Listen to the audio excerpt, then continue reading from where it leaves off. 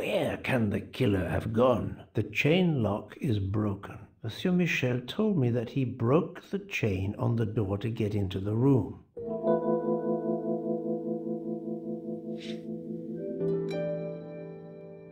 Thank you for your help, Doctor.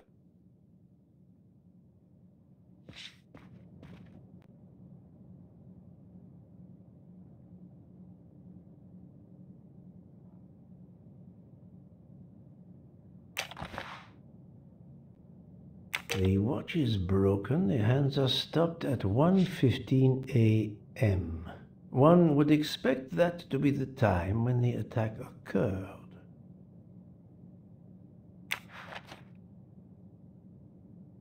As you see, the victim has been stabbed many times. Several alone would have been fatal. Yes, I agree. An attack most savage. I will, of course, prepare a complete report on my findings. Thank you. I'll take photos.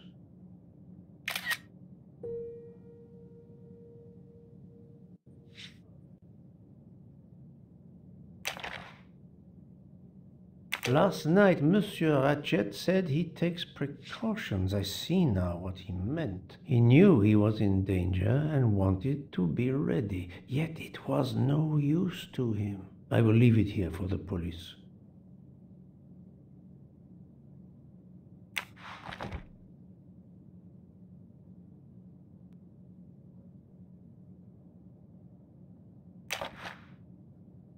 A handkerchief. There's a letter H embroidered on it.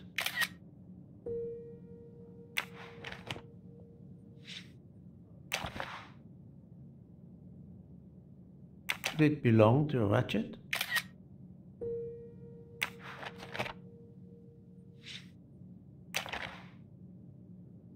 This phone was deliberately smashed.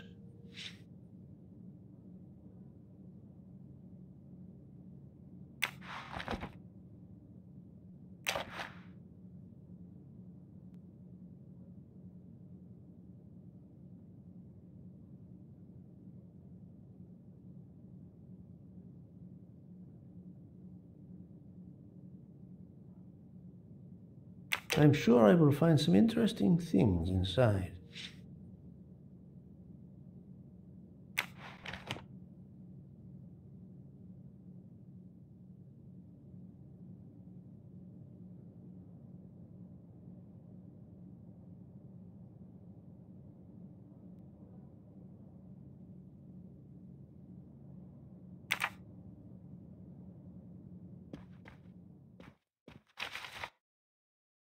I wonder what could be in this photo. I wonder what could be in this photo.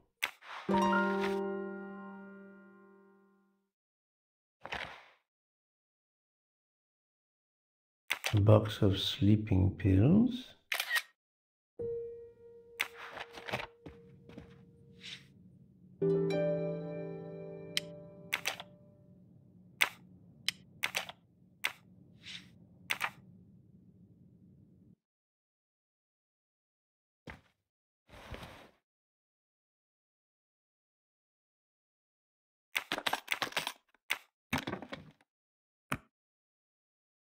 Expensive clothing, recently laundered.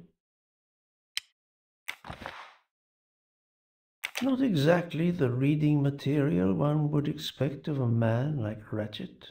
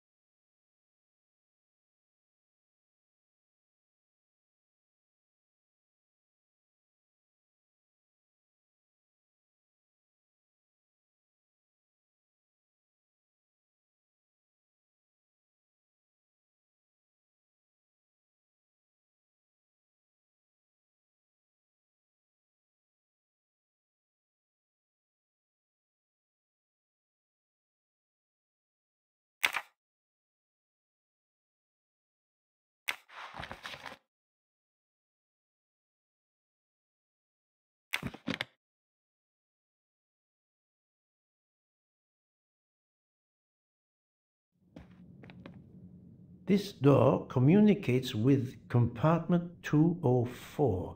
The latch is open on this side.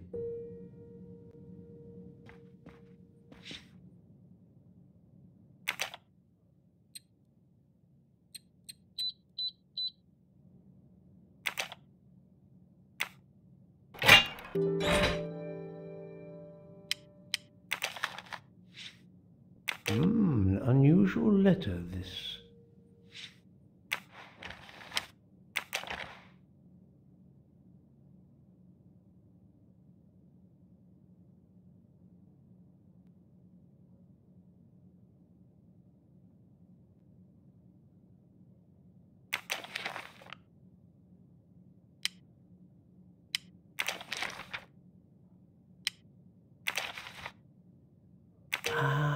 A meeting place on the back of a postcard. Someone with the initials A.W.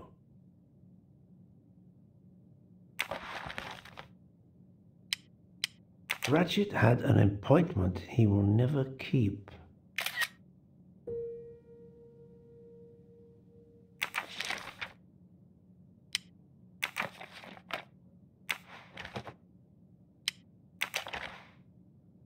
Not very surprising.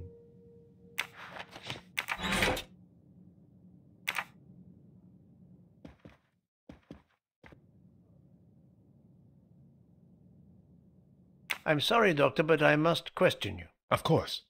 I must be considered under suspicion like everyone else. May I know your movements last night? I share compartment 101 with Mr. Book. He would not stop talking about his beloved train. I listened to him for hours talking about his Orient Express. My friend Book will no doubt confirm this. Did you know the victim? Not at all. I noticed him last night at dinner, but I did not pay much attention. Did you touch anything in here this morning? I checked for a pulse. There was none. Rigor mortis had commenced. The body was cool to the touch. I touched nothing else. What can you tell me about the victim? He died from multiple stab wounds of varying angles and depth. More than one would have been fatal. I would place the time of death roughly between midnight and 2 a.m. With more time, I hope I can be more precise. I assume the open window complicates matters. Indeed. Conditions are not perfect.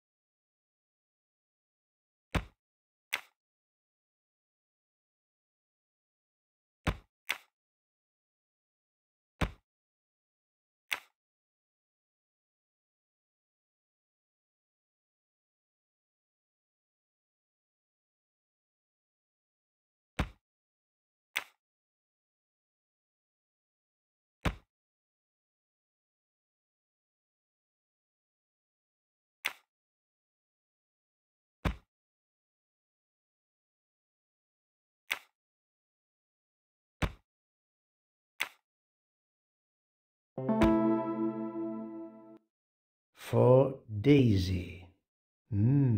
Interesting. That's the right answer.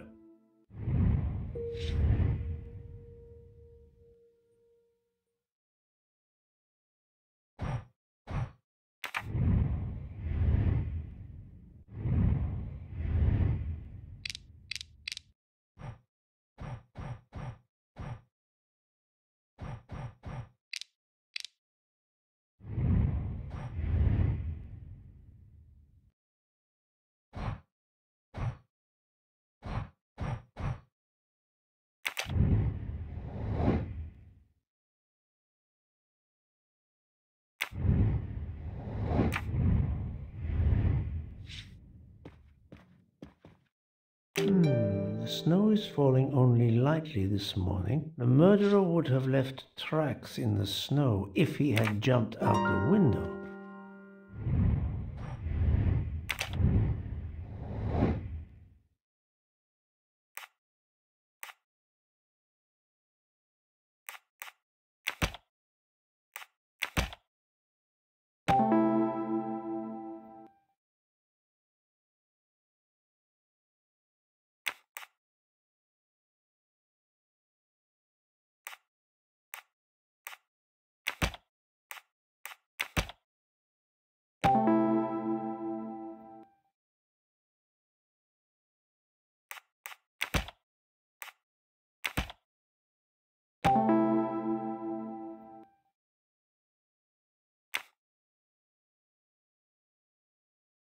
So, the murderer must have exited through Madame Hubbard's room.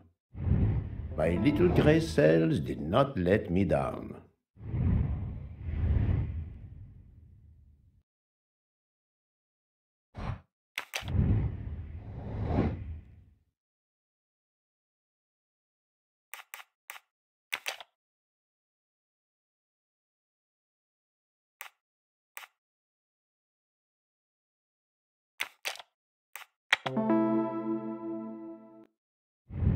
I'm right again.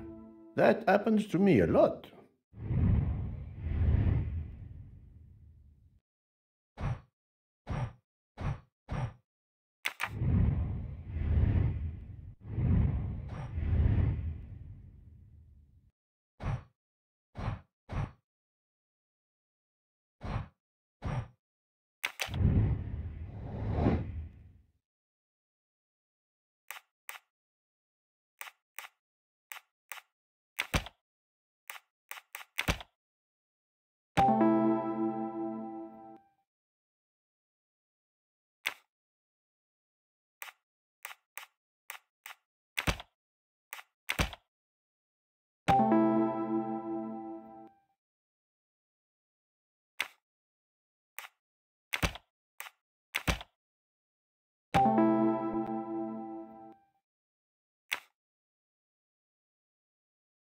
I can't imagine Ratchet taking a sleeping pill if he feared for his life. Et voilà.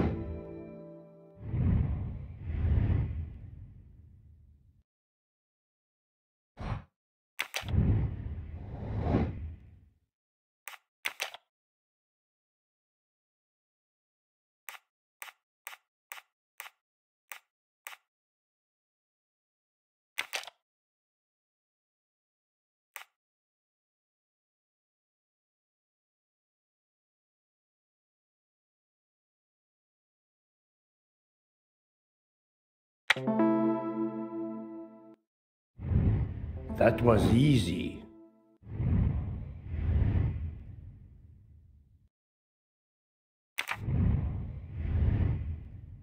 I think I've seen everything I need at the moment. I am counting on you to finish your analysis. I'll have a more detailed report for you as soon as I can.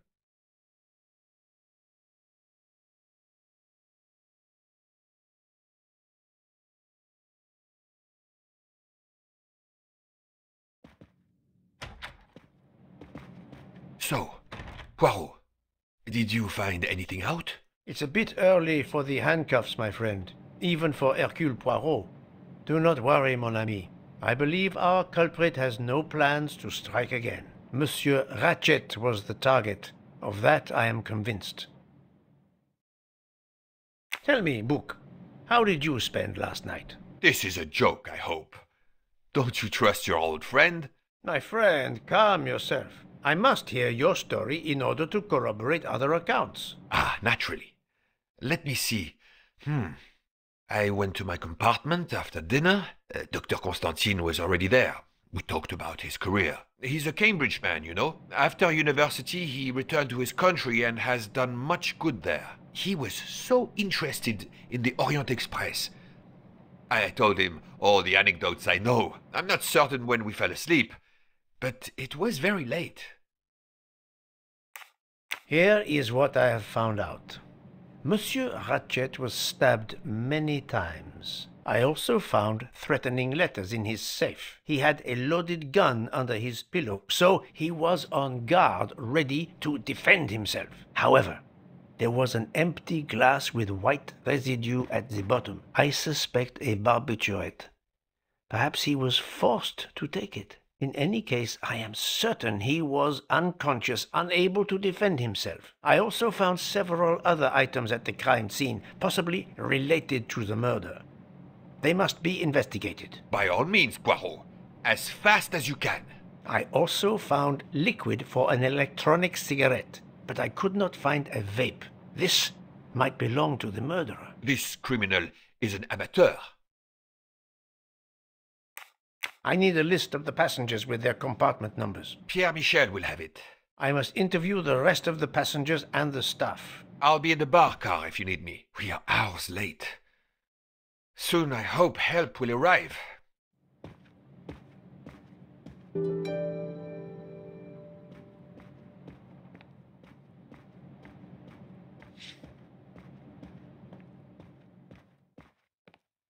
Monsieur Michel, I must ask you a few questions if you don't mind. I will do everything I can to help. First of all, tell me about yourself. Very well. My name, as you know, is Pierre Michel. I am from Calais. I've been with the company for over 15 years. Thank you.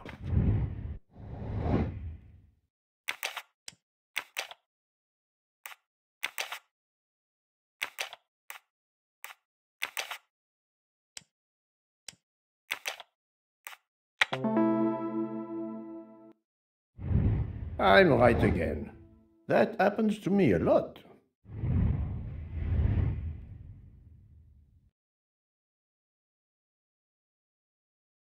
Can you provide me with a listing of the passengers and their rooms, please? Yes, certainly.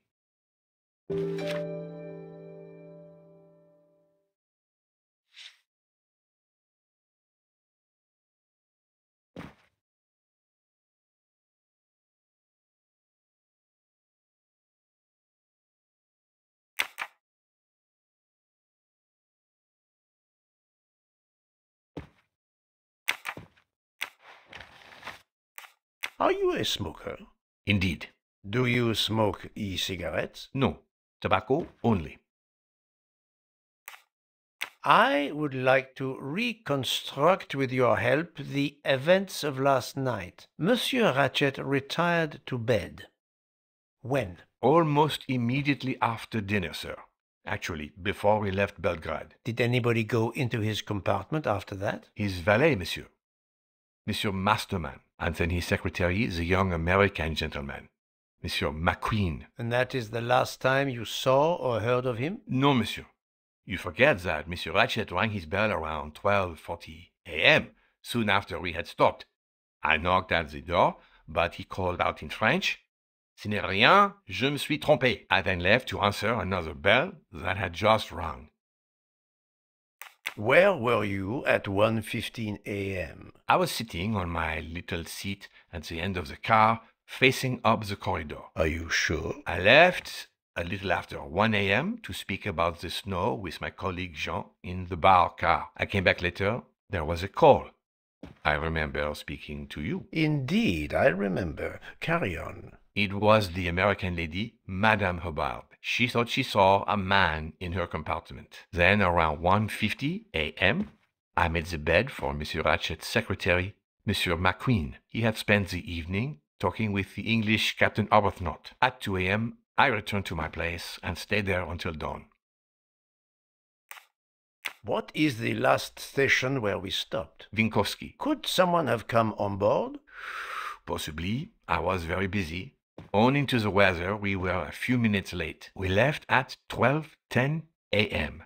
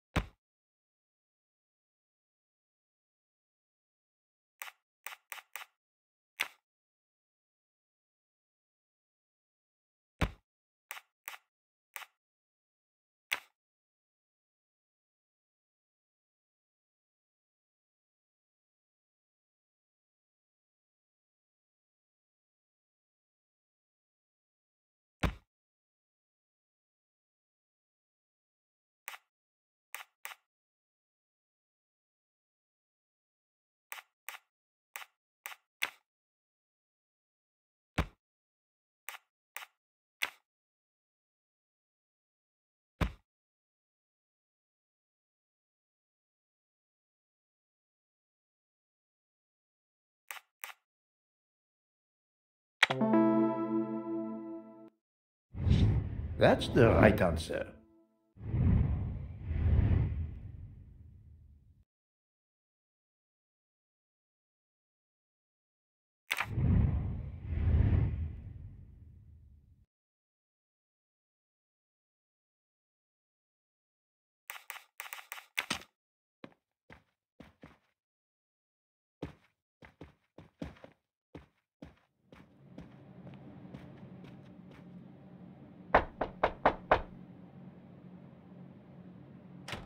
Good morning, madam. I am Hercule Poirot. Caroline Hubbard.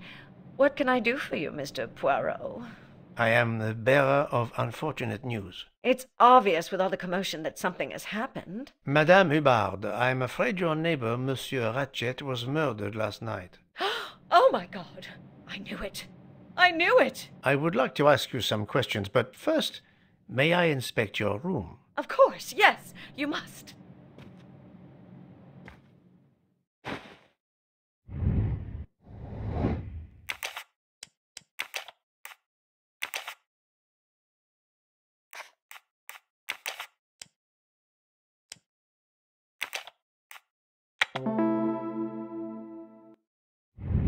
Et voilà.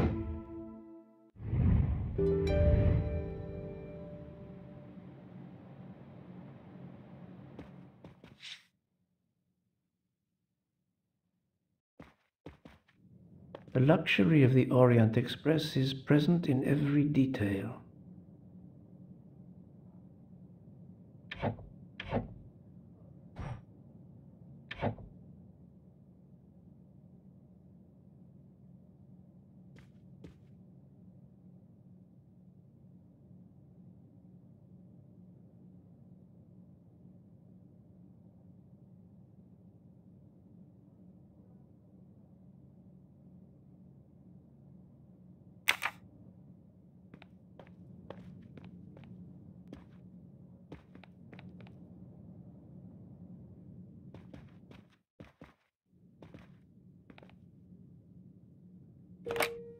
This door connects to Monsieur Ratchet's compartment. It was latched on this side. Here is a jacket button. It bears the logo of the Orient Express.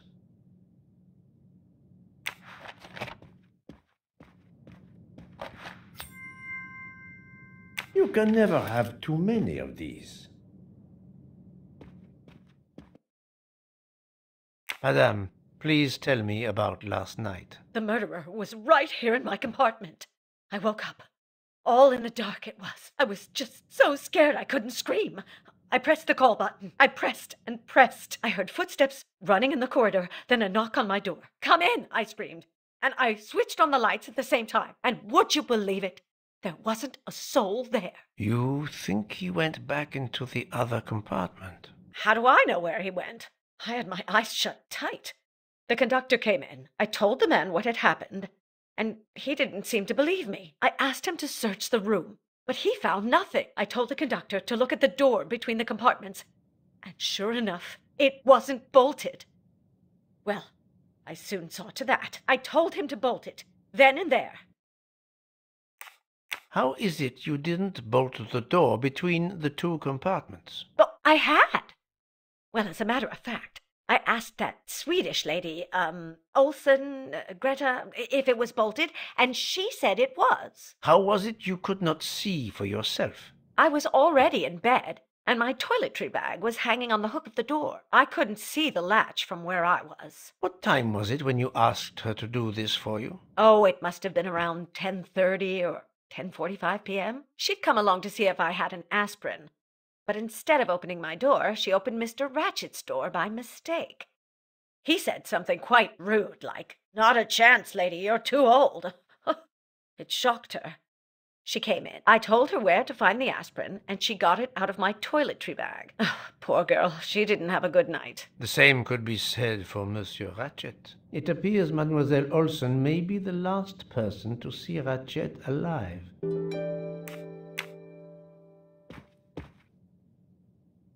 Is this your handkerchief?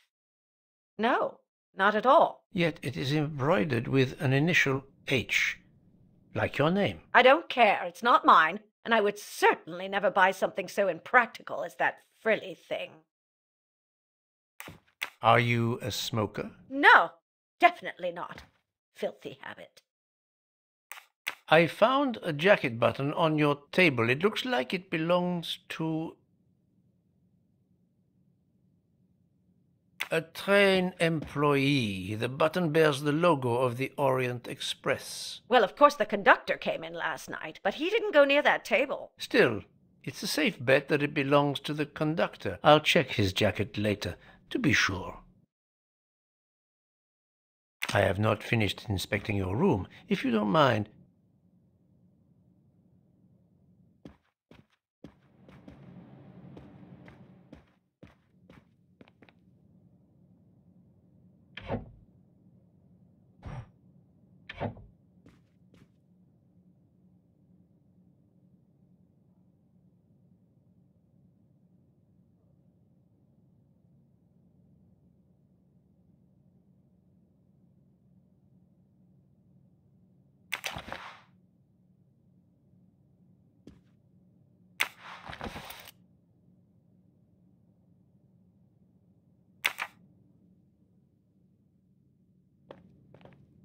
let's see if Mrs. Hubbard was telling the truth about the latch of the connecting door.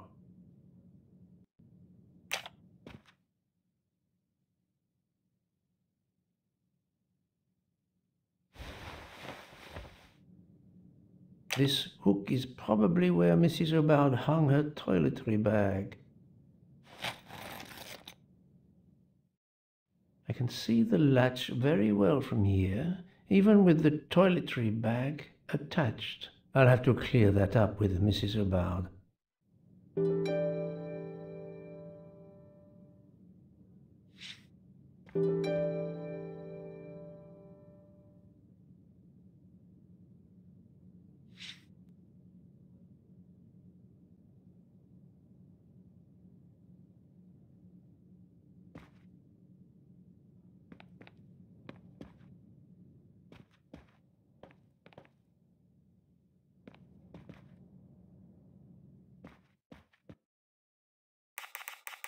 Mrs. Hubbard, you told me that the door connecting the two compartments was closed, correct? Yes, it was, as I told you. I was already in bed and my toiletry bag was hanging on the hook of the door. I couldn't see the latch from where I was. That's why I asked Miss Olson to check if it was closed.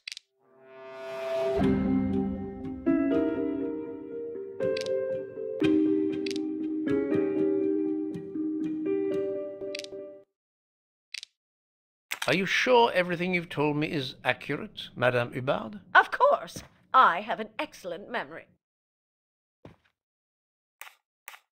Mrs. Hubbard, I tested putting your toiletry bag on the door hook as you told me. From your bed, you can easily see the latch on the door. The toiletry bag does not hide the latch at all. Are you saying I'm lying? It may have been stuck somehow in a different position, or I may not have seen it in the darkness. Or I didn't think to look, you irritating man. Details matter, madame. A man has been most savagely murdered. You will excuse me if I attempt to separate the truth from the false. Forget my toiletry bag and focus on who entered my compartment. Probably after killing Mr. Ratchet. Madame Hubbard is a force to be reckoned with, but I suspect I'm not done with her. Thank you for your assistance, madame.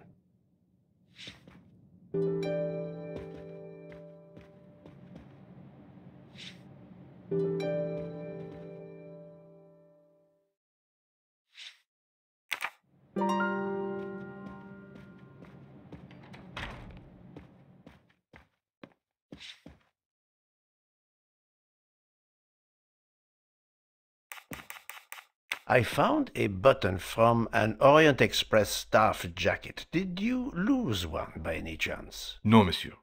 As you can see, I have all my buttons. It is not mine.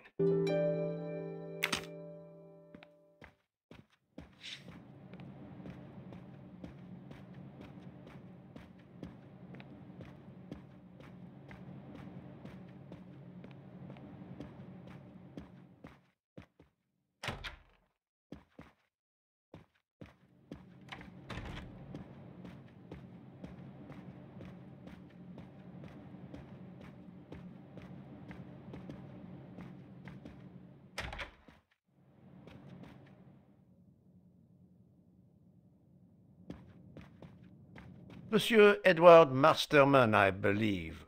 May I ask you some questions? I can barely talk. I have a terrible toothache. We have a doctor on board the train. Perhaps... I do not need a doctor. I use essential oils. If you can find my flask of clove oil in my box, I would be grateful. Fine, if you insist. I will help you.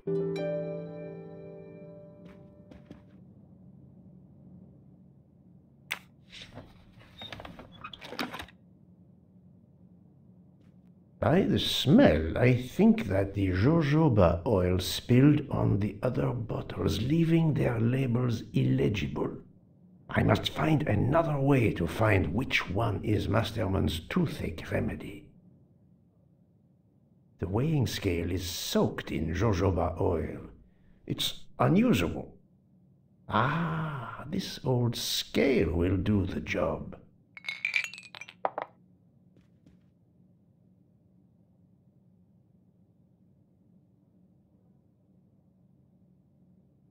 To start, I must first arrange the vials from the lightest to the heaviest.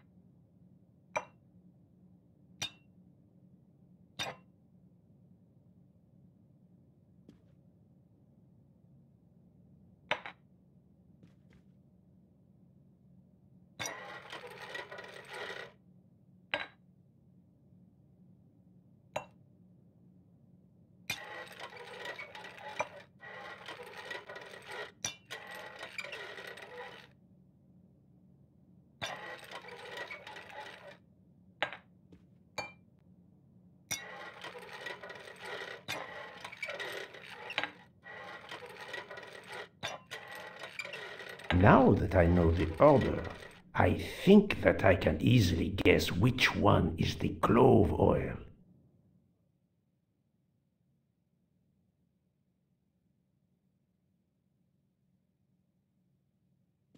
Here is Monsieur Masterman's remedy.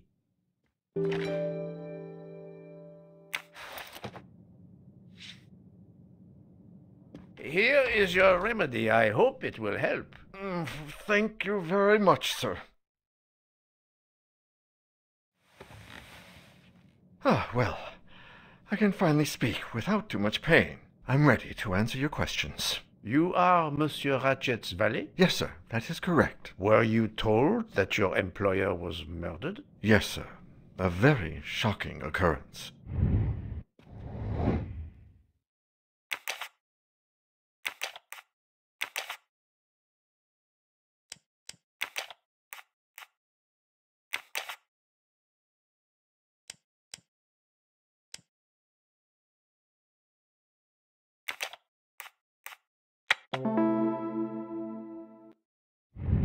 My little gray cells did not let me down.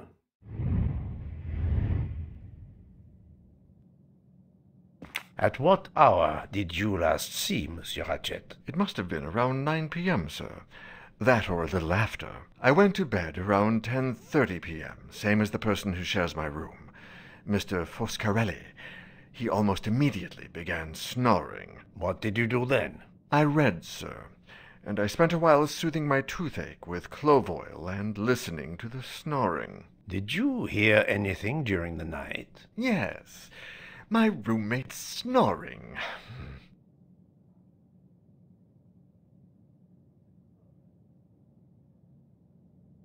Are you a smoker? Yes, sir. I have a cigarette now and then to relax. Tell me about your employer, Monsieur Ratchet. I've been working for him for 9 months. I should not wish to speak ill of the dead, but he was not a gentleman, sir. Did you know that he had enemies? Yes, sir. I heard him discussing some threatening letters, sir, with Mr. McQueen. Did he mention these letters to you? He had been reading a letter when I came in. He asked me if I was the one who put it in his compartment. I told him that I had done no such thing, and he should report it to the police at the next station. How did he respond? He laughed, sir. You're joking. I do not joke, sir. Forgive me, I can see you do not. Was he taking sleeping pills? Always when traveling by train, sir. He said he couldn't sleep otherwise. Last night he asked me to give him 2. I did so, along with a glass of water. He dissolved them in the water. Did you see him drink the water? No, sir. I left right after I gave him the pills. Was Monsieur Ratchet a smoker? No. He finds smokers disgusting. Can you tell me again why you gave sleeping pills to Monsieur Ratchet? Yes, I gave him the pills because when he takes the train, he has trouble sleeping. The letter must have worried him. He specifically asked me to prepare the sleeping pills. I didn't see him drink the water with the pills in it.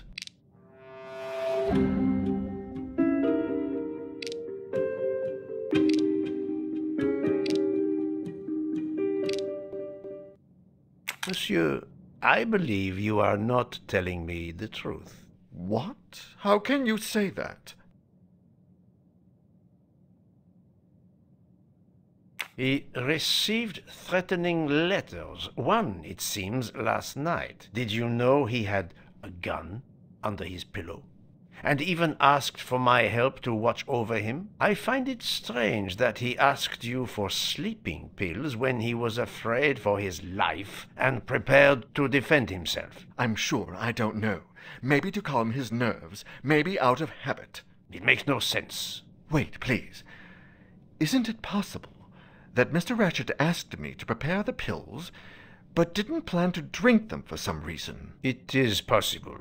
But I am a student of character, monsieur, and the Monsieur Ratchet you describe is not the man I met. If you'll excuse me, my toothache is getting worse again. I'm afraid this time you must prepare your own clove oil.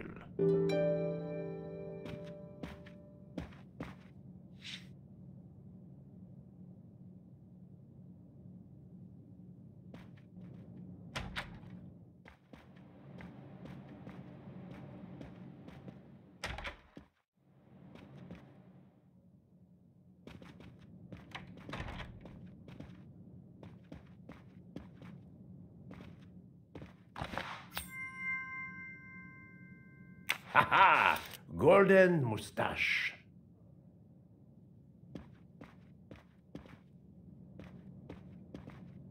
I believe I am addressing Monsieur Hector McQueen. Guilty as charged. I beg your pardon. Oh, sorry.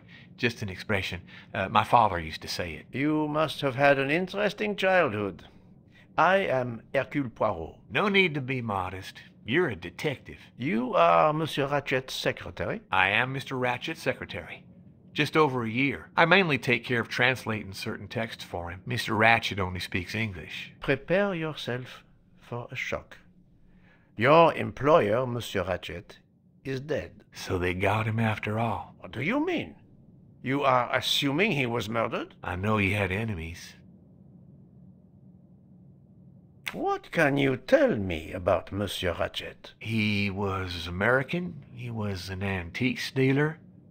I don't know much more. Mr. Ratchet never talked about himself or his life. But I think Ratchet wasn't his real name. And he left the United States to run away from something. Or someone. Yes? He started getting letters.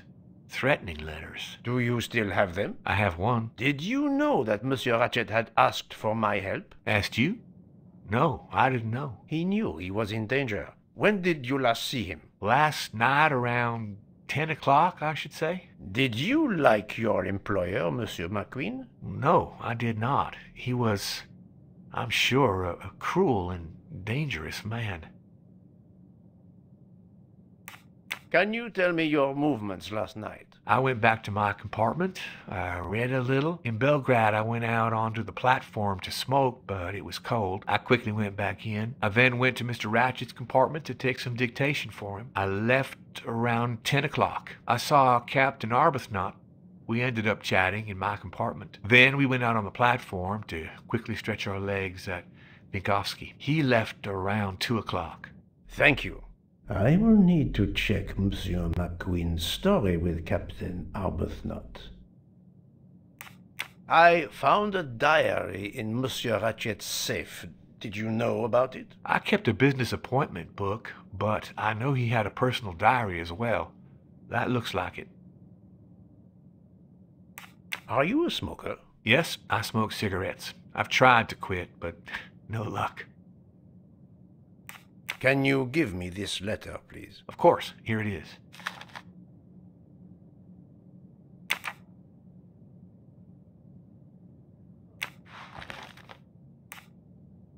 Was Monsieur Ratchet a smoker? No, he hated the smell of smoke.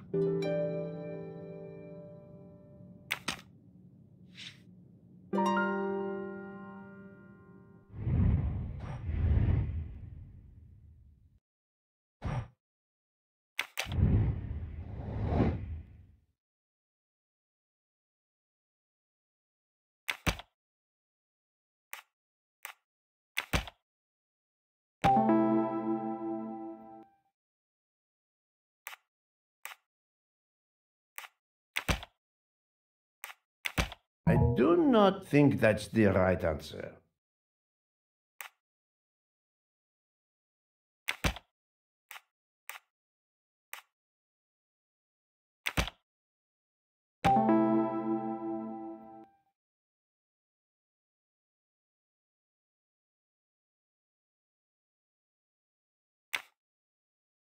The murderer may have impersonated Ratchet by calling Monsieur Michel to make it seem that Ratchet was still alive at 12:37 a.m. My little gray cells did not let me down.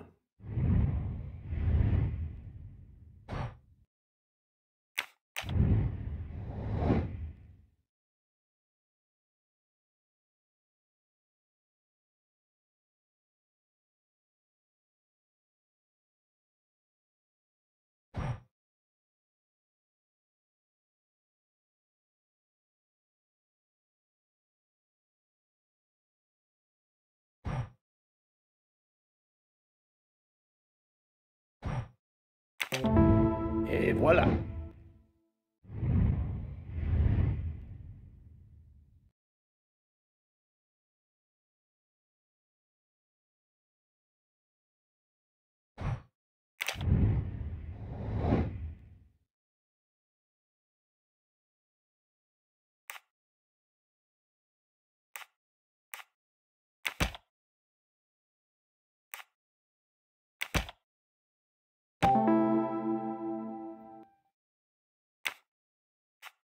While Monsieur Michel was chatting with Monsieur Fauchet in the bar car between 1 a.m. and 2 a.m., the murderer could have escaped Ratchet's room without being seen.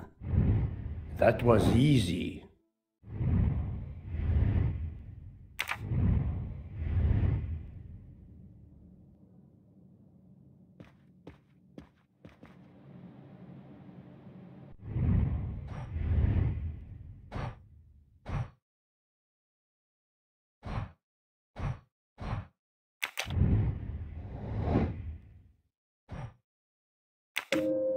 Very well, I choose to go this way.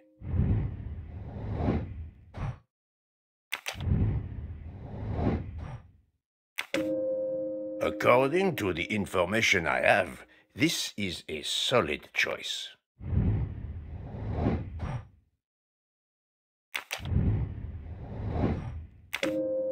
Very well, I choose to go this way.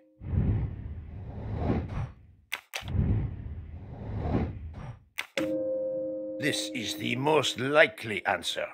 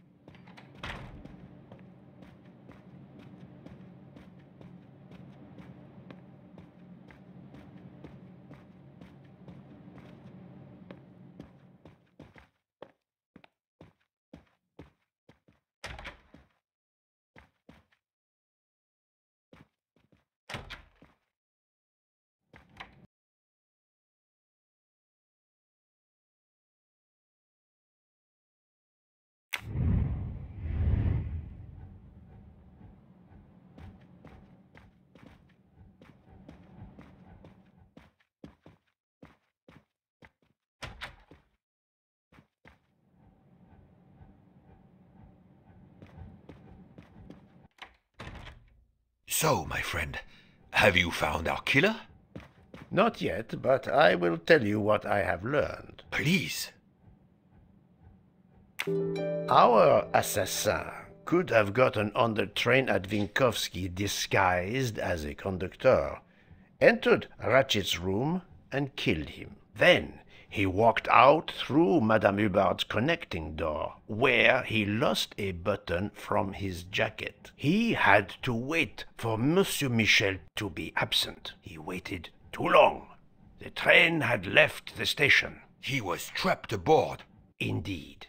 He had opened the window to make it look that he'd escaped that way. However, if he waited until the train stopped again due to snow, his footprints would have been found. The murderer is still among us, on the train. There's a problem with the second-class toilets.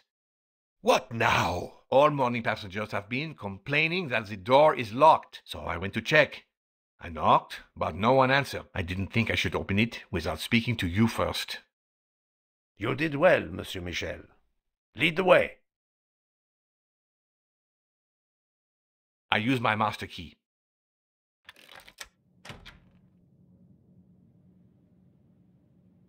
But who is she? Is she alive? She is breathing. Then if she isn't dead, isn't she our murderer? That, my friend, is what we must find out.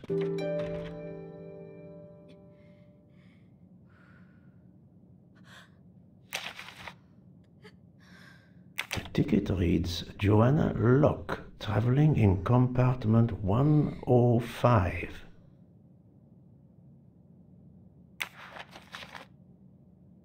Miss, can you hear me?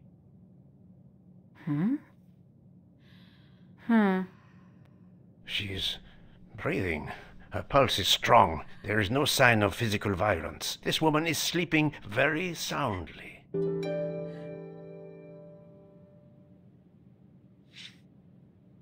This woman is sound asleep. Given her location, I would say she has been drugged and deposited here. Well, at least it's not another murder on my train. The train is, of course, full. Monsieur, the list I gave you indicates that Hildegard Schmidt shares her compartment. I will want to talk to her later. For now, we will concentrate on this mysterious young lady. Let's return her to her more comfortable bed. Good idea. Pierre, locate this woman's room and fetch the doctor. Yes, sir. I will question her when she wakes up. Please, let me know what you learn. Mademoiselle Locke's compartment is 105. I suggest we return her to her more comfortable bed. Yes, hopefully she will awaken soon.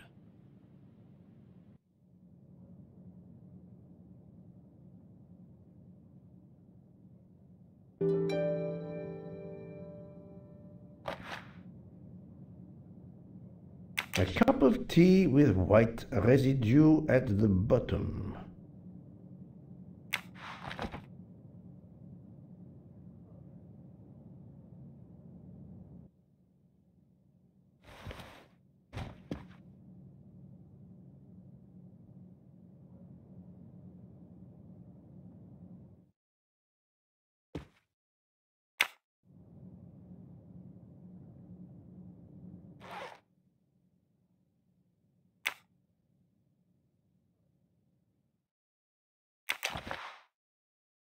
A briefcase and a wagon-lit conductor's jacket, and a button is missing.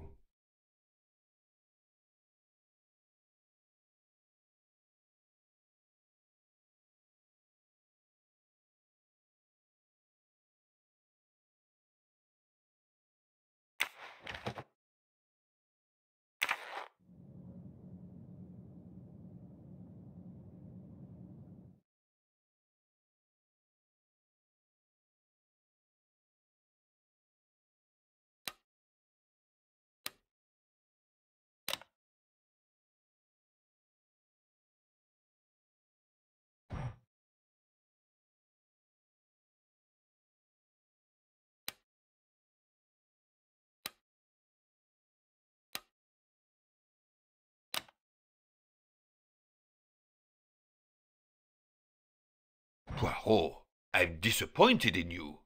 I was certain you would have it by now. Have you tried zero... Book. Silent like a mouse, please. I'm sorry. You're right. I'll be quiet now. You need to concentrate. I will not utter another word. Not one. Book. There will be another murder on the Orient Express in a moment.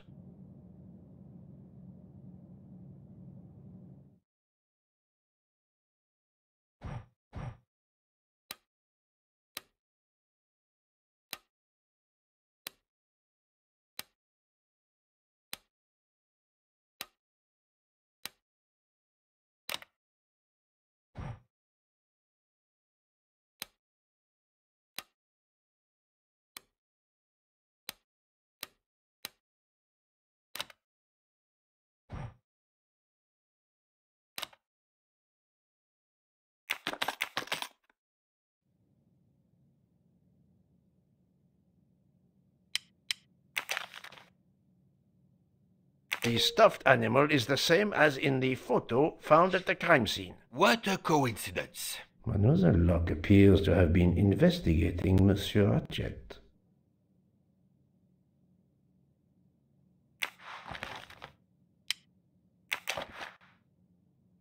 Mademoiselle Locke seems very interested in our victim. Of course. She has studied her target. Possibly.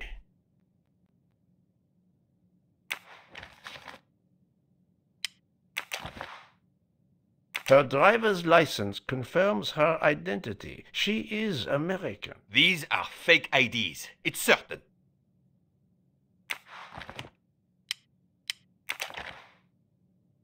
This badge says that Joanna Locke is an American detective with the Berkshire Police Department in Massachusetts. An American police officer? Oh.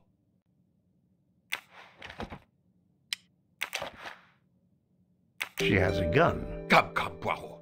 Criminals are often known to carry one. Ratchet was stabbed, not shot. But then why take it on the train? Look, she's waking up. Thanks to you, I would not be surprised if our murder victim were also waking up. What?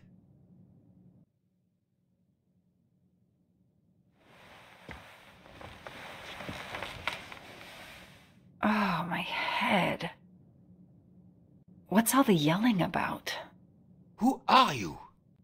Give me a good reason why you should not be in handcuffs. I can give you a reason, Book. Whose handcuffs will we use? I have none. Do you? Well, You are Joanna Locke, mademoiselle? Yes, Joanna Locke. I'm a detective. Berkshire, Massachusetts Police. I have found your credentials, mademoiselle. And I know who you are, Mr. Poirot. Then, if the introductions are complete, perhaps the explanations may begin.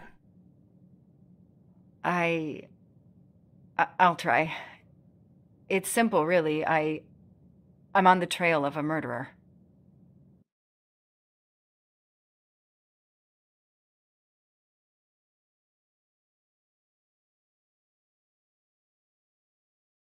I had just been promoted to detective after 5 years on patrol.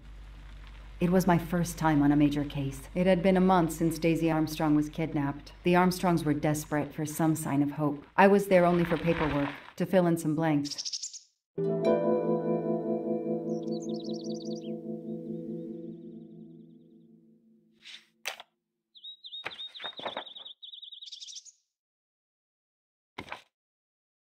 The investigation is now part of a pile of investigations, and my captain sent me here just to dot some I's and cross some T's.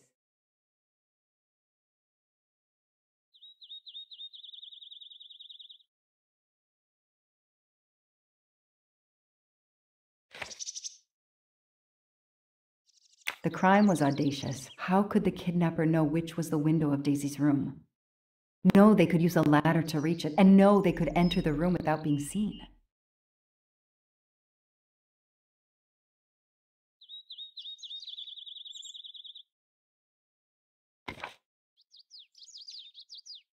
The misspellings are clearly on purpose, and they didn't return the child when the ransom was paid.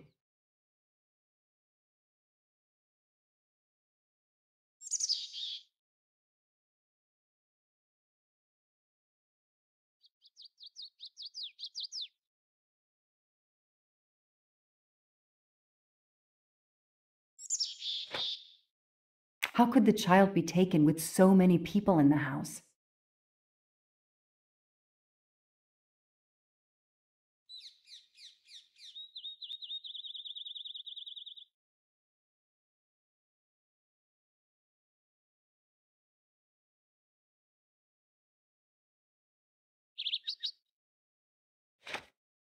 I can't imagine the pain her parents felt when they realized Daisy was gone. How are they going to feel when they realize I have no answers for them? Only more questions.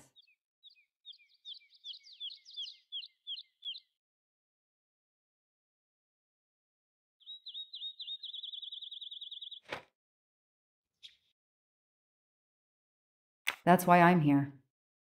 A damn computer glitch. Or somebody pushed delete instead of save. Whatever happened, we lost the nanny's deposition. So my entire contribution to the investigation is to take it again. The phone record of the night of the kidnapping. The last call was for 911.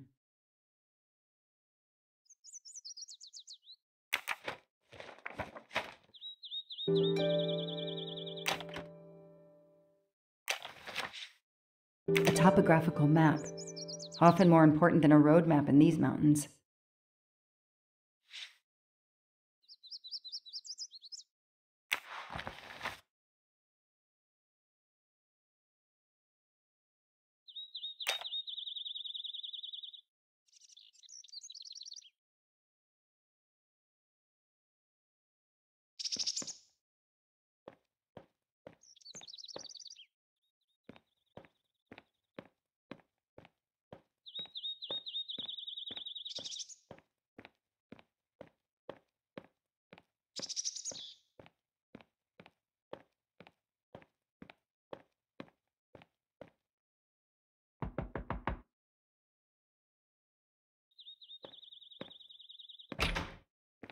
Good evening. Colonel Armstrong? Yes.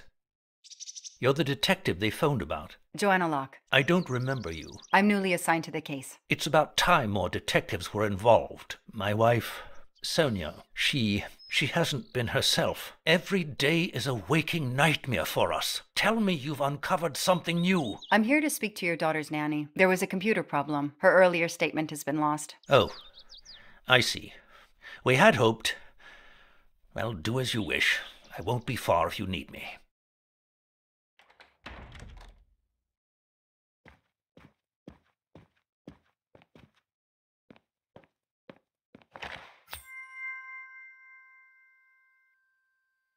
Help yourself, Joanna. You earned it. How are you doing? Are you holding up? You know, in the military, you're supposed to have the stiffest of upper lips. The Desert War taught me that soon enough. But this, it's difficult. Damned difficult. Harder on my good lady, of course. Do you know where I can find Miss Moreau? Her room is upstairs across the hall from Daisy's. She seldom leaves it. I won't be long. Take whatever time you need. Their fairy tale became a nightmare.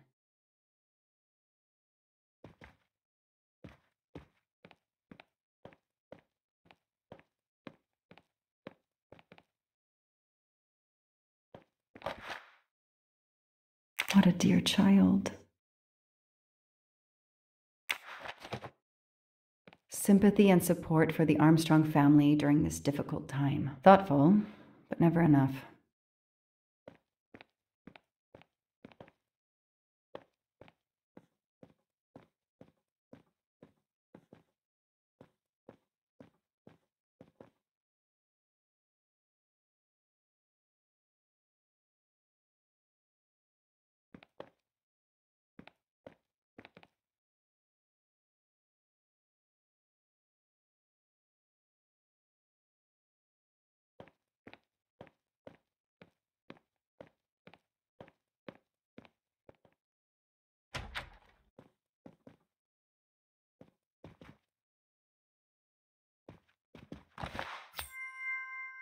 Not really my style, but I'll take it.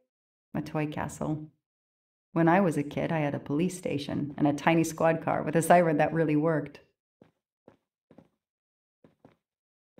The world through the eyes of a child seems so sweet. Mrs. Armstrong, my name is Joanna Locke. I'm a detective investigating the kidnapping of your daughter. May I talk to you? When is your baby due? Mrs. Armstrong? Sonia?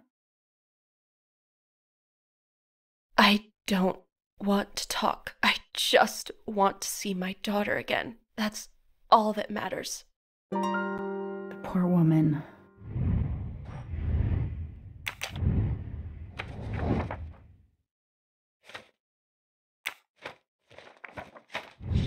The detective gets it right.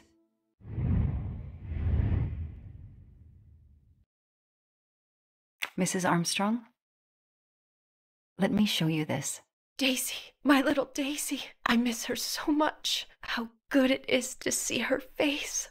I can't imagine the pain you're feeling right now. She loved her little stuffed animal, Fluffy. She took him everywhere with her. The kidnappers took it as well. They didn't have to. That means they wouldn't hurt her, doesn't it? Every lead will be followed up. You have my word on that. Thank you. I shouldn't lose hope. Somehow. I know it isn't my case, but I just made a promise, and I mean to keep it. Do you know where I can find Miss Moreau? She's in her room. Last door on the left.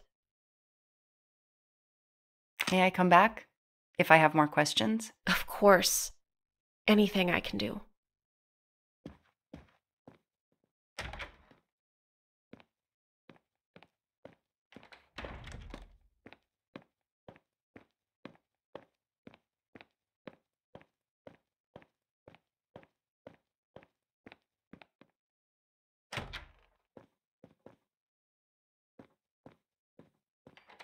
A toy train. Now here I am on a real one. Lyon, in France. What a lovely looking city.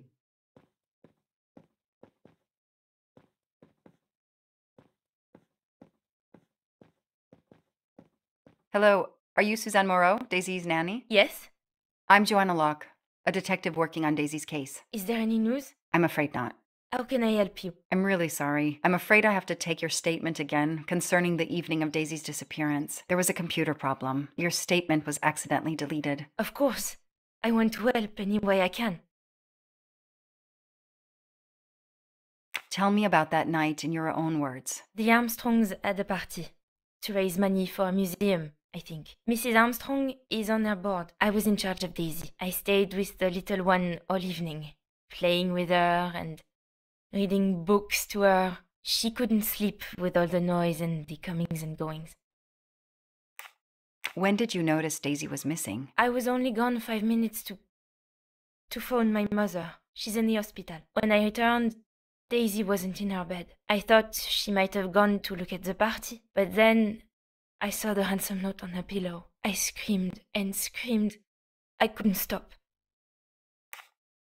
Did you notice anything unusual before that? I was with Daisy all evening. Finally, she fell asleep. I didn't see anyone else or notice anything in particular. Do you have any idea who did this? No! I can't see who could have done such a horrible thing. The Armstrongs are such good people.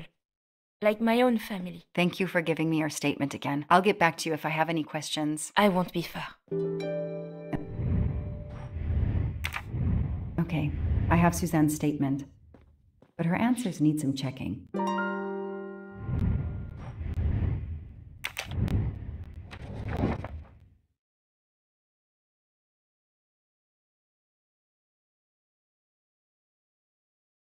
This information does not correspond to what Suzanne told me. Suzanne said she left Daisy alone for 5 minutes, but Mrs. Armstrong says she stayed with Daisy for a while and Suzanne did not return.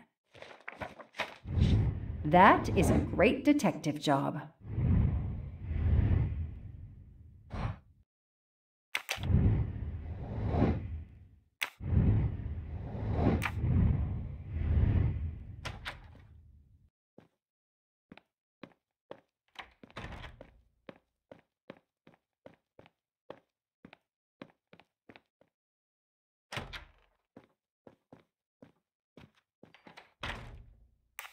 Tell me about the night Daisy was taken, especially anything about your daughter and Suzanne Moreau. Apart from seeing to our guests, I took a moment to check on Suzanne and Daisy in Daisy's room. Suzanne wasn't there, but Daisy was asleep. I sat with her for 10 minutes or so. Suzanne didn't return while I was there, but there's no reason for her to sit there all night when Daisy is asleep. I went back downstairs. Okay, the stories Sonia and Suzanne tell don't match. I should recheck my file.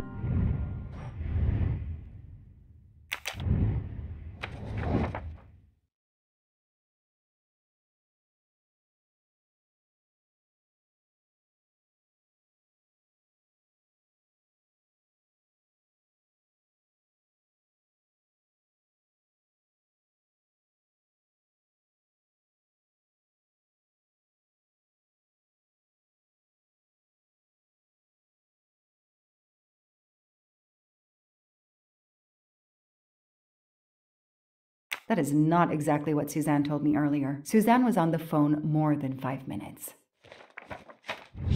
Score. 1 for the good guys.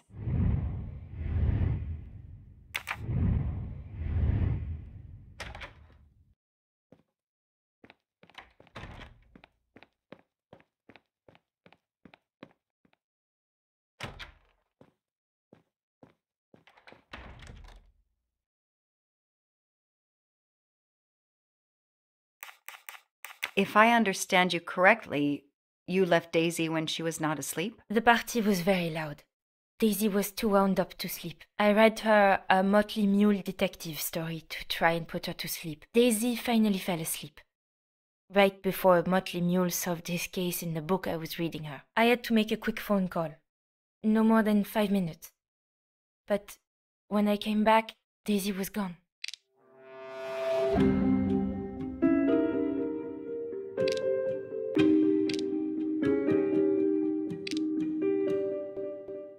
Are you sure you were only gone for 5 minutes? 5, 6, what does it matter? It was very quick. You say you were only away 5 or 6 minutes, but Mrs. Armstrong says she was alone there more like 10 minutes. And the phone record shows that you stayed on the call for more than 30 minutes, way longer than you said. My mother is extremely ill. It's difficult for me. I may have lost track of time. When I came back, Daisy had disappeared. It must have been a coincidence. You have to be precise, Suzanne. A little girl's life is at stake. Why are you doing this? I didn't do anything wrong. I would never hurt Daisy. I need to check Suzanne's story. She's panicking. Why now? What is she afraid of?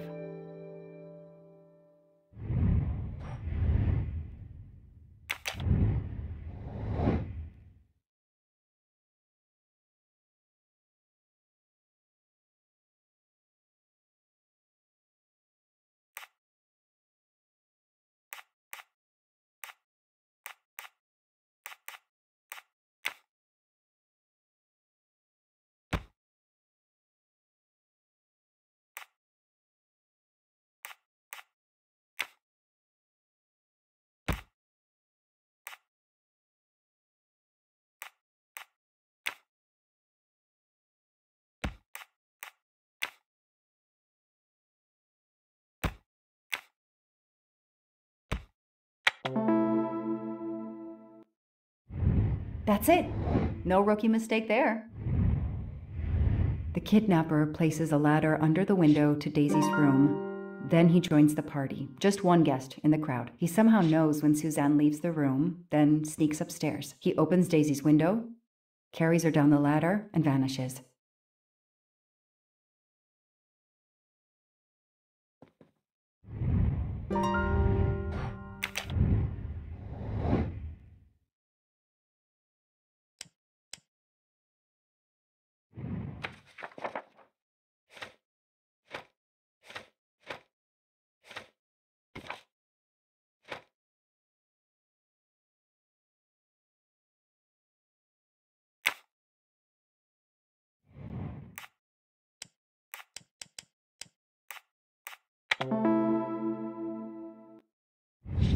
Hey, I'm a pretty good detective after all. The number you have called is not in service at this time. Please hang up and dial again, or contact your service provider. The number Suzanne called is not in service? A hospital? I should see if the Armstrongs can confirm what Suzanne told me.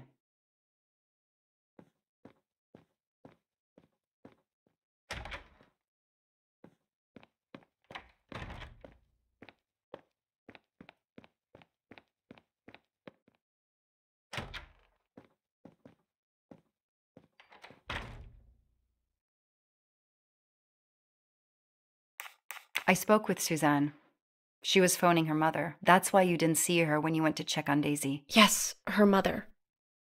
I tried to call the poor woman earlier that week, but the hospital said she's been in a medically induced coma for more than 2 months. Suzanne told me she called her mother, but she would have known her mother was in a coma.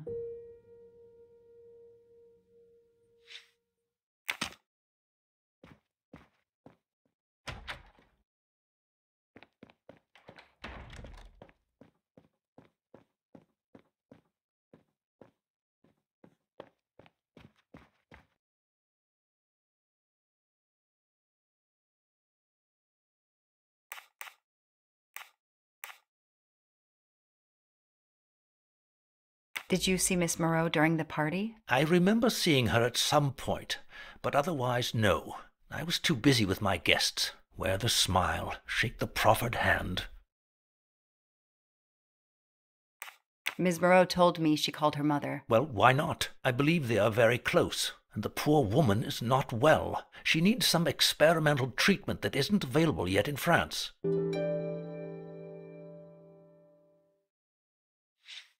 I won't be long. Take whatever time you need.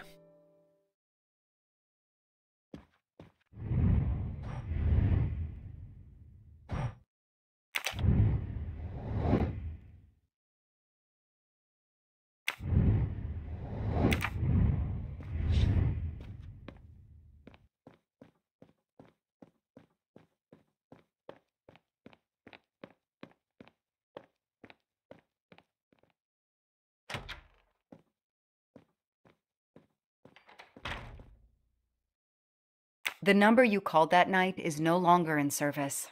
I don't understand. That's the number the hospital gave me to call my mother's room. You told me you were on the phone with your mother when Daisy was abducted. As we said earlier, I didn't pay attention and was on the phone longer than I said. But since my mother is very ill, she had to leave her hometown, Lyon, because the treatment is not approved yet in France. She is in an hospital in Boston for a special treatment. I call her every night to check on her. When I came back, Daisy was gone. I'll never forgive myself.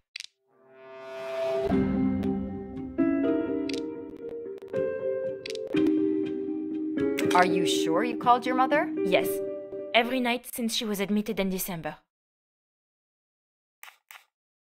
Suzanne, I think you really care for Daisy. If you do, then tell me the truth. You can't have been calling your mother while she's in a coma. My mom really is in a hospital in Boston. She really is in a coma. I wasn't calling her. I was on the phone with my boyfriend, Noah. Why lie about it? Why are you panicking? Because he's gone. I haven't heard from him since the night of the kidnapping. I'm afraid he's somehow connected to Daisy's disappearance. That he was just using me somehow. But I swear I talked to him. Yes, for more like 30 minutes that night. So he couldn't have kidnapped Daisy at the same time we were talking. But he could have kept you talking so someone else could take Daisy. Yes, you can see why I lied. Can't you? I was afraid you'd suspect me of having something to do with it. You can understand that, can't you? Suzanne, I want to believe you, but you've made it harder to find Daisy. Do you realize that? Oh my God. What have I done? What's most important is not what you've done, but what you do now. Go. I'll be back to talk to you. No more lies, Suzanne. For Daisy. No more lies. Noah. The name might lead us to that little girl. I am on this case now, whether my captain wants me to be or not. A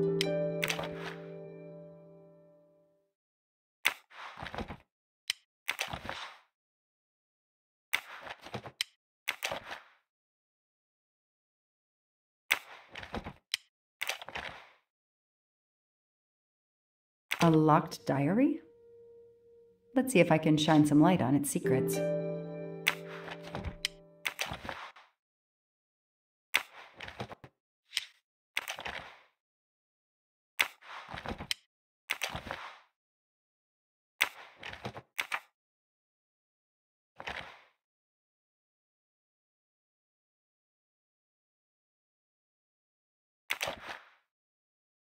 A card from the florist. It's signed N.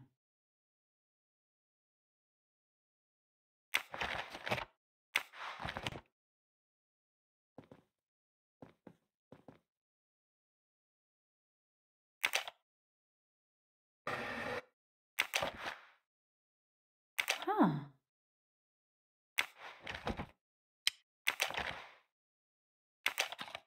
What's in the glass case? Oh, big surprise. Glasses.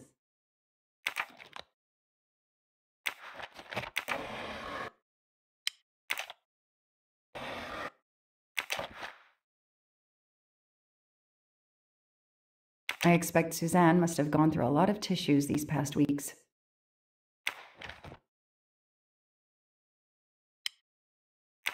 Small jewelry box. By the size, I'm guessing earrings. Why put a key in a jewelry box?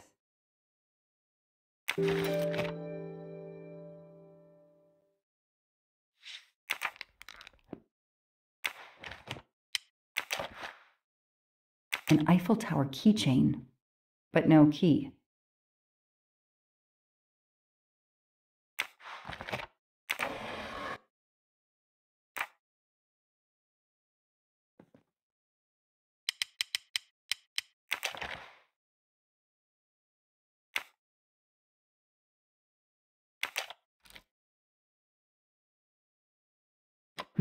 That doesn't work.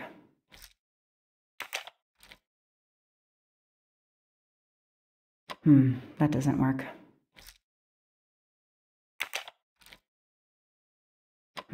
That doesn't work.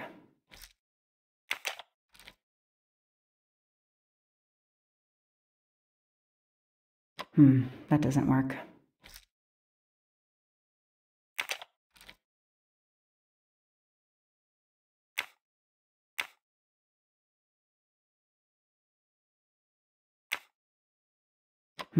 That doesn't work.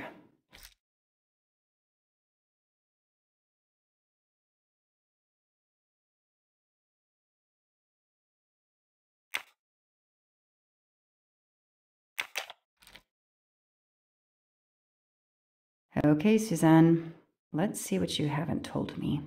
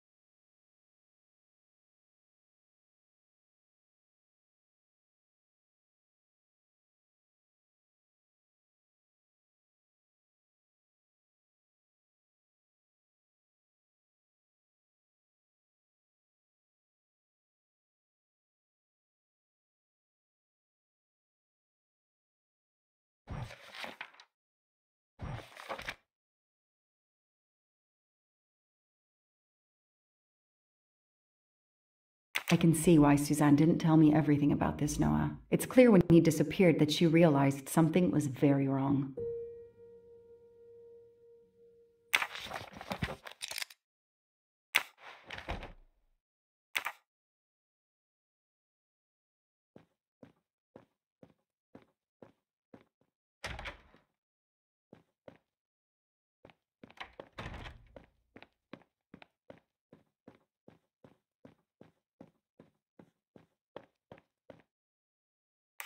I imagine these flowers must have been beautiful.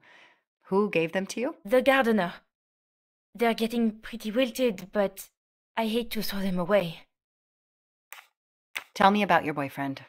Have you been together long? My boyfriend?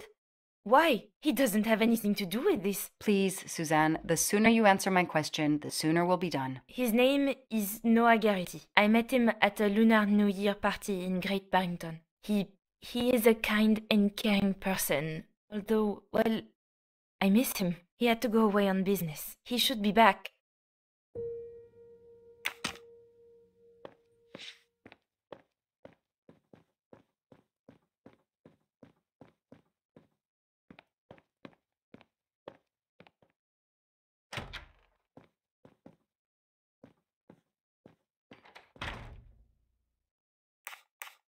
Can you tell me anything about Suzanne's boyfriend? I know she dated our chauffeur for a while. There was someone else she'd met recently, but I don't recall his name.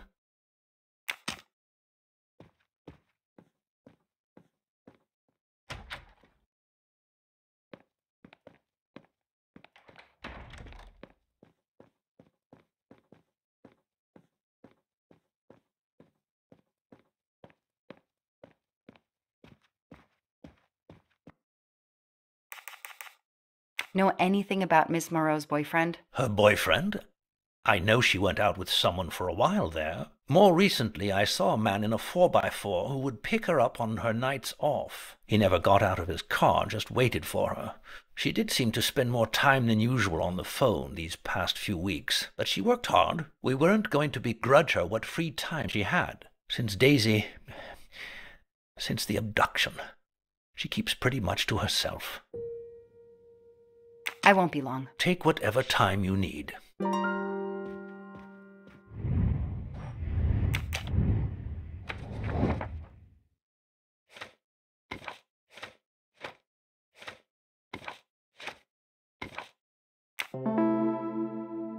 These tire tracks could well be from Suzanne's boyfriend's 4x4.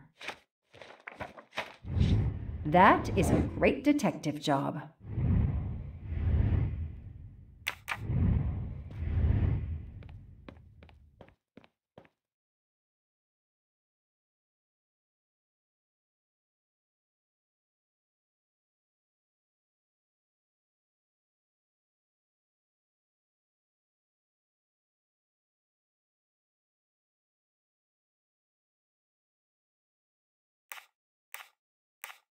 Tread marks of a four-wheel drive vehicle were found outside the garden on the night of the kidnapping. Noah drives one, doesn't he? Where is he, Suzanne? If you know anything more about him, you have to tell me. I know what you're thinking, but it's impossible.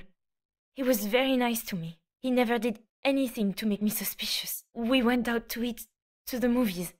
Just like a normal couple. He's not the only man in the Berkshires who drives that kind of car.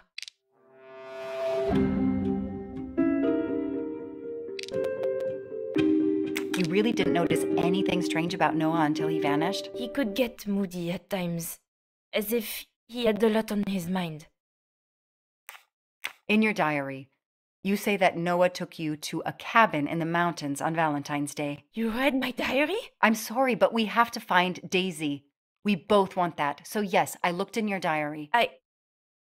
You're right. He took me to a cabin in the woods. I waited for him in the car. He came out after a few minutes. He was very sweet and apologetic, but he never explained. We went back to the restaurant for dessert. Did you ever go back to the cabin with him? No, never. So what made Noah drive all the way to a cabin in the middle of nowhere? He left her in the car. Why was he there? This is important. I know it is. I can use Suzanne's directions to the cabin and compare them to the map of the area I have in my car.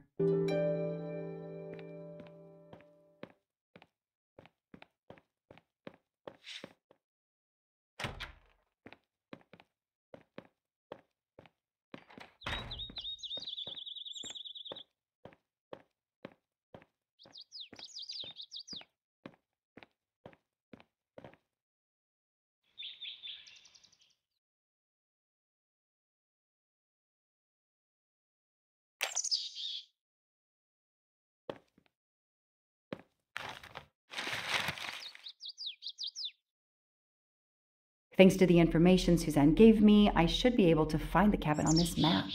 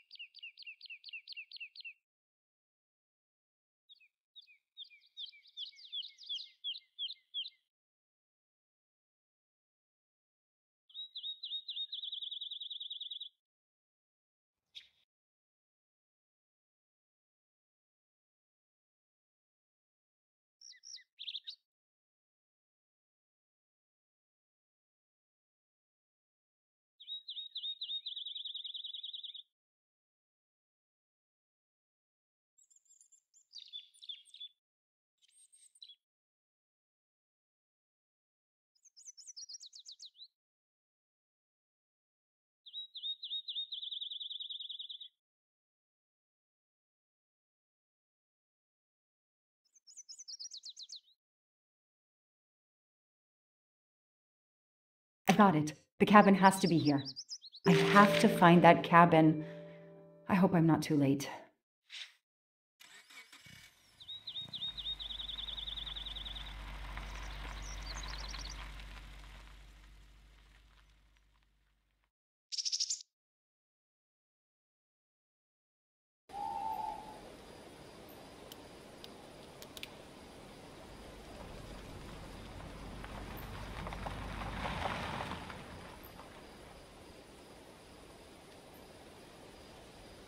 Okay, here is this famous cabin. Let's investigate.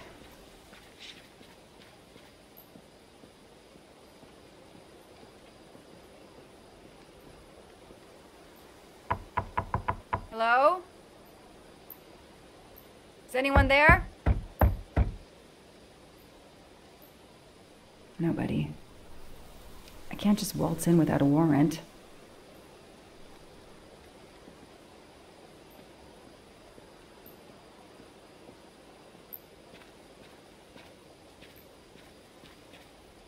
Noah brought Suzanne to this dump on Valentine's Day?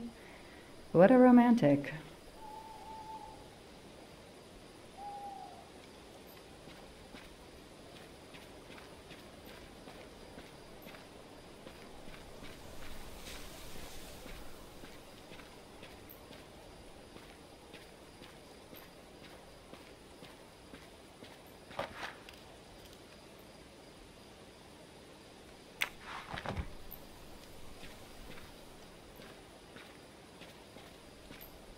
If only I could see what's inside.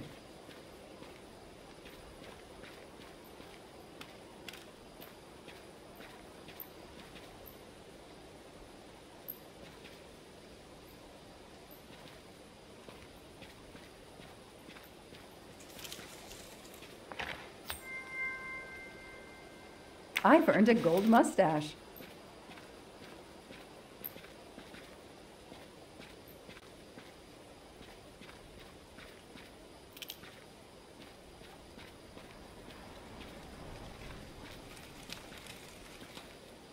That barrel is sturdy enough. I could climb on it.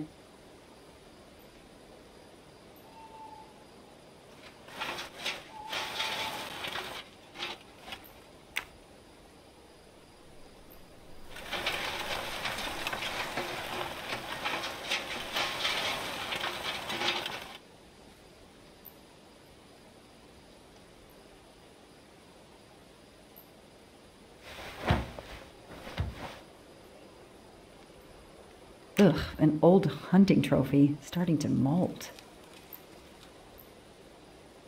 Empty wine bottles. Somebody has been here lately.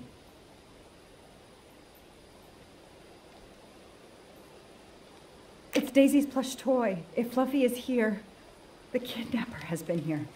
I have to get inside this cabin.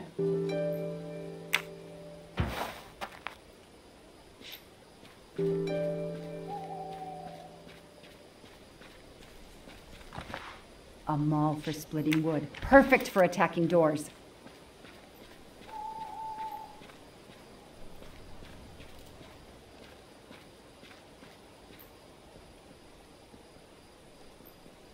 The broom isn't sturdy enough to force the door.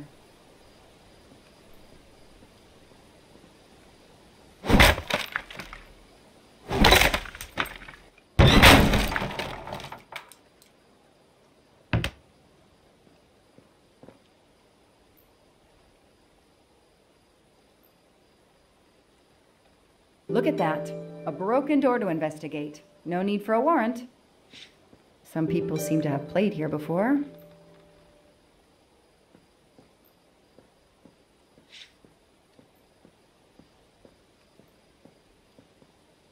The floor is scratched and worn in this area. The sofa must have been moved a lot.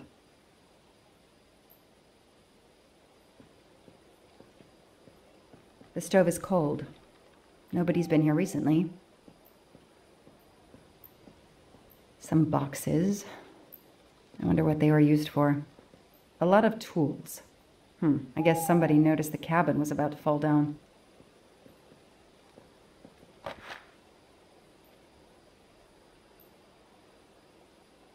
That's a woman's hairbrush. Did Suzanne actually come in here after all?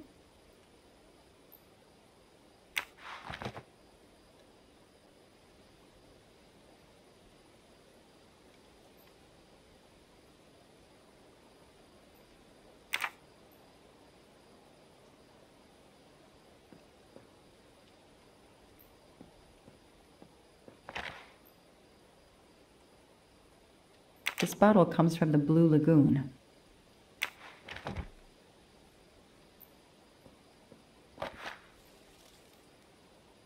It's fluffy, no doubt about it.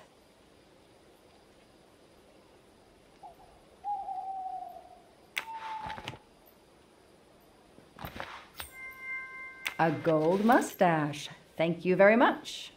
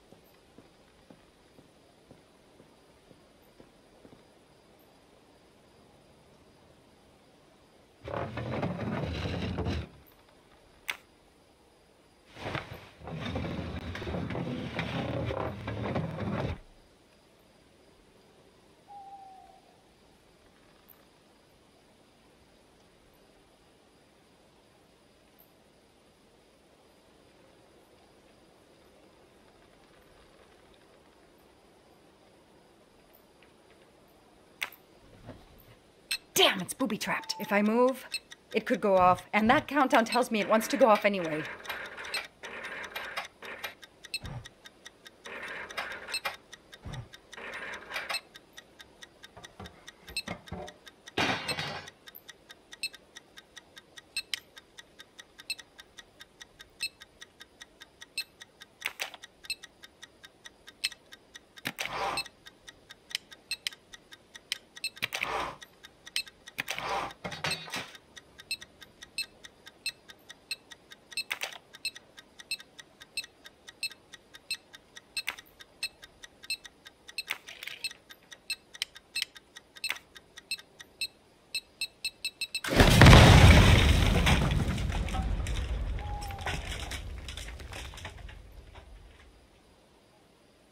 Since I'm telling this story to you, Mr. Poirot, you should be able to deduce I didn't blow myself up. Let's see if I can remember how I defused the bomb.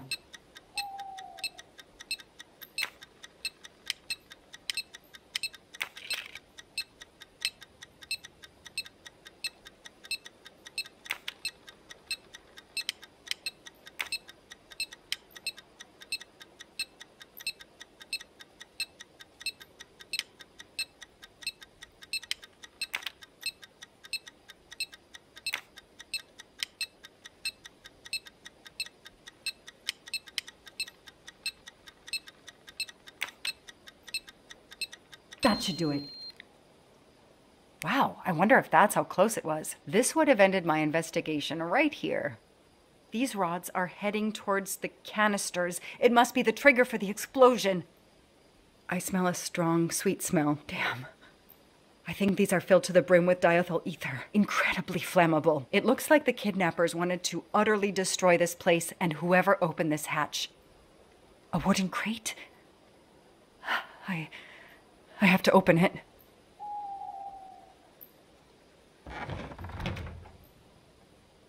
Oh no.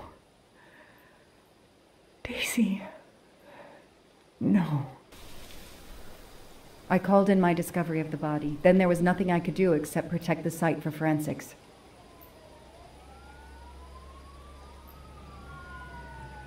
The forensics team arrived an hour later, cordoned off the cabin with crime scene tape, and went to work, looking for physical evidence, fingerprints, testing for fluids, DNA, any clues science can uncover.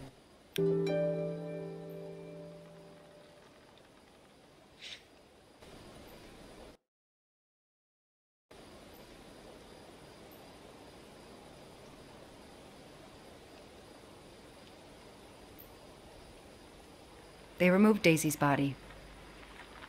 The autopsy would take place in the morning. But I had one more stop to make.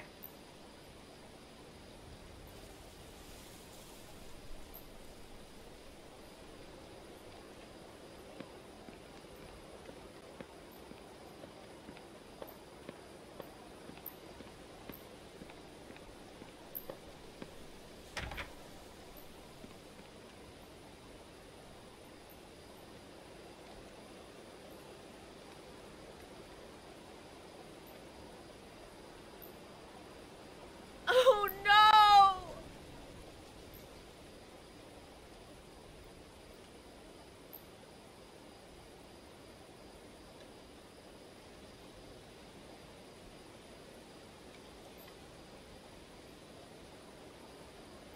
That night, I swore to find the monster who killed that child.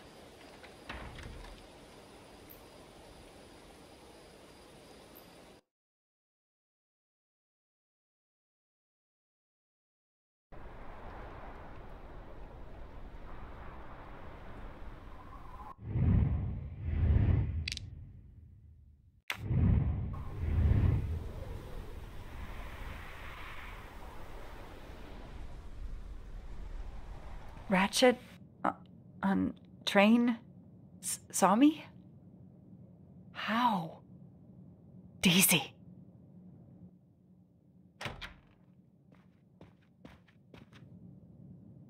She was awake? And then she collapsed again. I take the responsibility. She was weaker than I realized. Oh. Lie still while I examine you. Pupils dilated? I'm all right.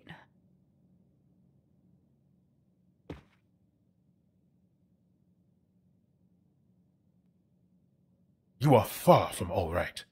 You have been heavily sedated. Your pulse is very weak. I have to finish my story. Ratchet can't escape again. Can't escape. Have no fear of that, mademoiselle. Ratchet will not escape. We must hear her story. This woman needs rest. I will let you know when she is recovered enough to continue. But I warn you, it will be some time. I understand, Doctor. Thank you. I have completed my preliminary examination of the deceased. I think that it will interest you. Indeed it will. And I have other witnesses to interrogate. You are right. Let's not put this poor woman in danger. There will be plenty of time for her to finish her story when she has recovered. By all means, tell me the results of your examination.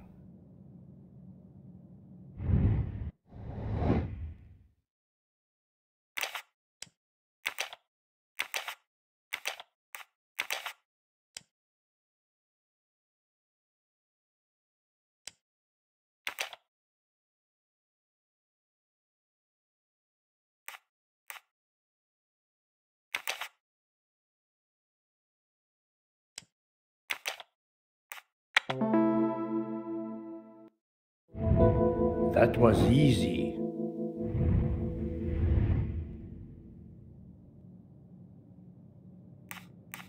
Can you estimate the time of death?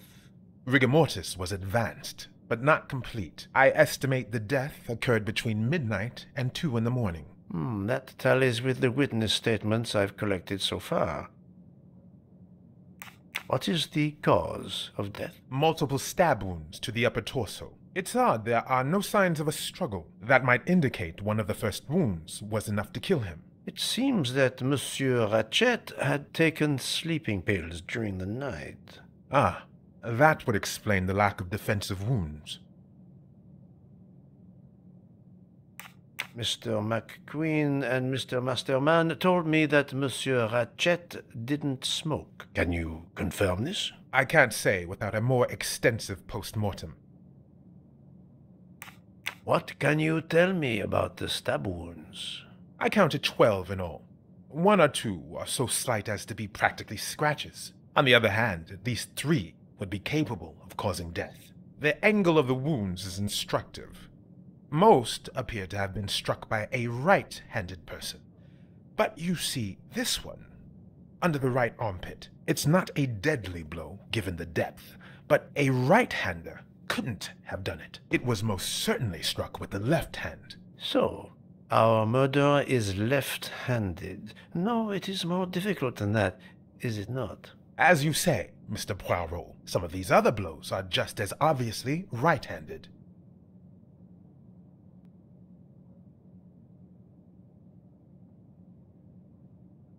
Do we have a first and second murderer, as the great Shakespeare would put it? The first murderer stabs his victim and exits left, turning off the light. Then a second murderer comes in the dark, does not see his or her work has been done, and stabs a dead body. Magnificent. You think so?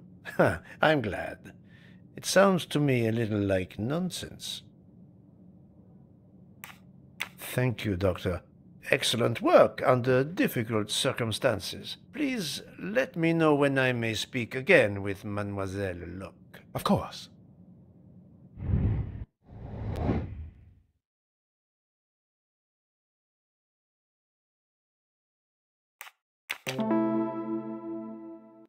Yes, that's certainly a good place to start.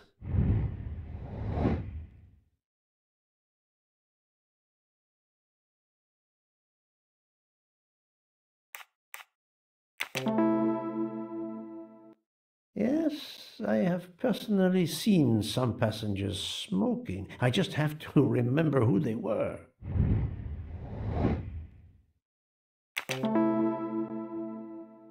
Yes, I suppose it's likely they will give me the list of who smokes what. That's the right answer.